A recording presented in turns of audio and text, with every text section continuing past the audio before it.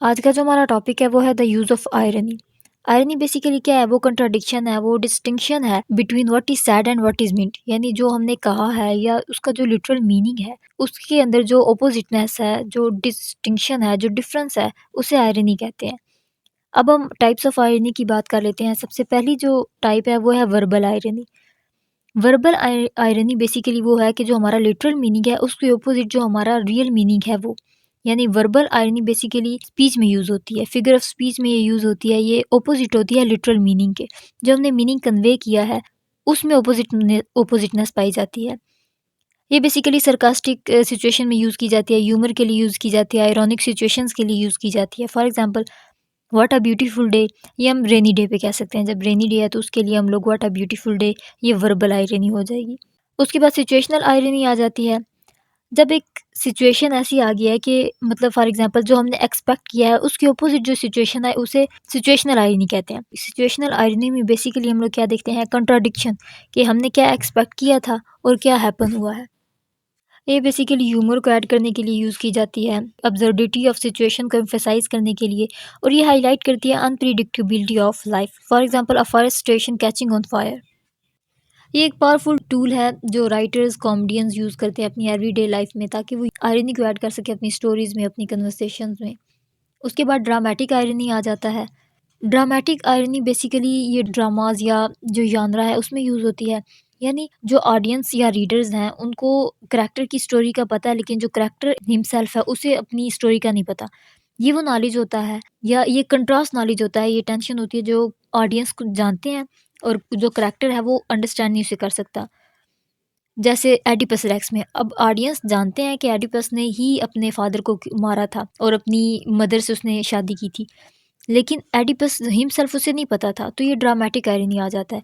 ये basically suspense, tension या emotional investment को क्रिएट करने के लिए यूज़ की जाती है। उसके बाद आयरनी ऑफ फेट आ जाता है। जब एक ऐसी सिचुएशन पैदा हो जाए, यानी जो एक्सपेक्ट हमने की है उसके अपोजिट इवेंट या कोई इस तरह सिचुएशन आ जाए, उसे आयरनी ऑफ फेट कहते हैं। फॉर एग्जांपल एक ऐसा शख्स जो फ्लाइंग से बहुत ज़्यादा डरता हो, यानी एरोप्लेन से बहुत ज़्यादा डरता हो, तो उसका जो ट्रांसपोर्टेशन है वो सेफेस्ट हो जाए, तो ये आयरनी ऑफ फेट बन जाती है। उसके बाद कॉस्मिक आयरनी आ जाता है। कॉस्मिक आयरनी में देखा जाता है कि जो यूनिवर्स या फेट है वो एक क्रूअल जोक खेल रही है किसी के साथ। फॉर एग्जांपल एक ऐसा शख्स है जो अपनी कीज़ उसकी फॉर एग्जांपल गुम गई हैं, तो वो उसे ढूंढ रहा है, तो उसे मिली कहाँ पे? ढूंढने के बाद जहाँ पे लास्ट टाइम उसने देखा था, तो ये कॉस्मिक आयरनी आ जाता है। उसके बाद सोक्रेटिक आयरनी आ जाता है। जब कोई एक ऐसा शख्स है वो प्रिटेंड करे इग्नोरेंट या अनइन्फॉर्म्ड अपने आप को प्रिटेंड करे, ताकि वो एक पॉइंट को प्रोवोक कर सके या कोई रिएक्शन दे सके, तो उसे सोक्रेटिक आयरनी कहते हैं। उसके बाद स्ट्रक्चरल आयरनी आ गई है। बेसिकली ये जो आयरनी है ये वो स्ट्रक्चर ऑफ टेक्स्ट पे डिपेंड कर रही होती है, जब उसमें सिचुएशन ऐसी आयरॉनिक आ जाए। फॉर एग्जांपल अब एक स्टोरी स्टार्ट हुई है करैक्टर की डेथ के साथ, लेकिन फिर पूरी स्टोरी में आप वो जो करैक्टर है उसका उसकी सारी लाइफ दिखाई जाए, फ्लैशबैक दिखाए जाएँ, तो उसे स्ट्रक्चरल आयरनी कहते हैं। अब हम बात कर लेते हैं आयरनी क्यों इम्पोर्टेंट है। Irony is important for several reasons. अब वो रीजंस कौन से हैं? सबसे पहले आ जाता है कॉम्प्लेक्सिटी। आयरनी बेसिकली लैंग्वेज में कॉम्प्लेक्सिटी को क्रिएट करती है, ताकि वो उसको और इंटरेस्टिंग बना सके। उसके बाद मल्टीपल मीनिंग्स आ जाते हैं। आयरनी जो है वो अलाउ करती है कि आप किसी भी टेक्स्ट के, किसी भी लैंग्वेज के मल्टीपल मीनिंग्स या इंटरप्रिटेशंस को देखें।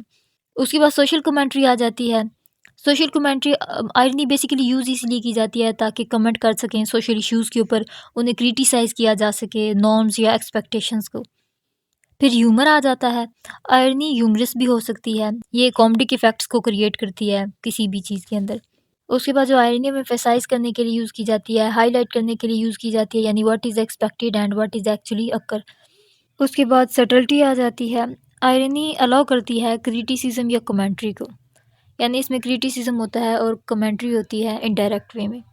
उसके बाद इंटेलेक्चुअल एंगेजमेंट आ जाती है। ये रीडर्स को इनकरेज करती है ताकि वो क्रिटिकल थिंकिंग करें।